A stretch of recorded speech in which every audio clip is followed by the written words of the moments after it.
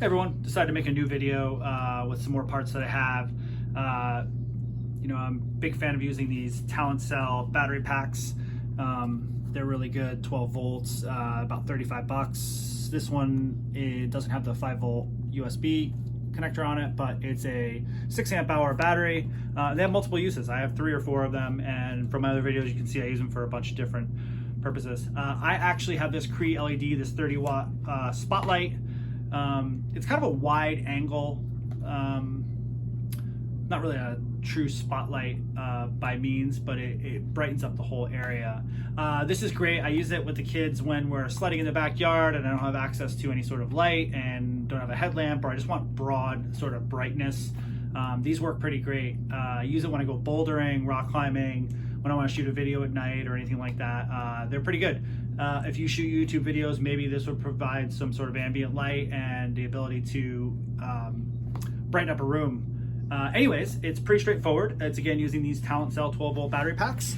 I used a spare tripod that I had. I don't even remember what it came with. And on the back, I have a little dimmer switch, 12 volt dimmer switch that I just seem to have.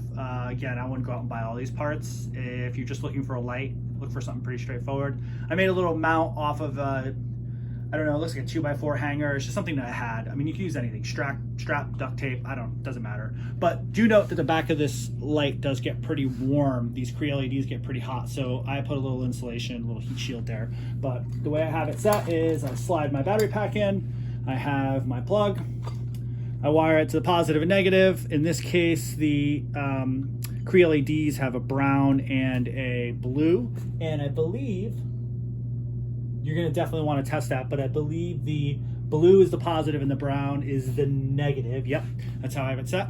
Then you crank the power on the light, you adjust the tripod, and then with the dimmer you can see I can pretty much brighten up the entire garage here. I'll actually turn off the light so you can see how bright it actually is. That's with the light off. With the light on, I'll actually turn the dimmer way down. The dimmer just allows me to preserve some of the battery life. So that's with the power completely off. I'll turn the dimmer up here, give you an idea of how bright it is. It'll help if I can actually see it.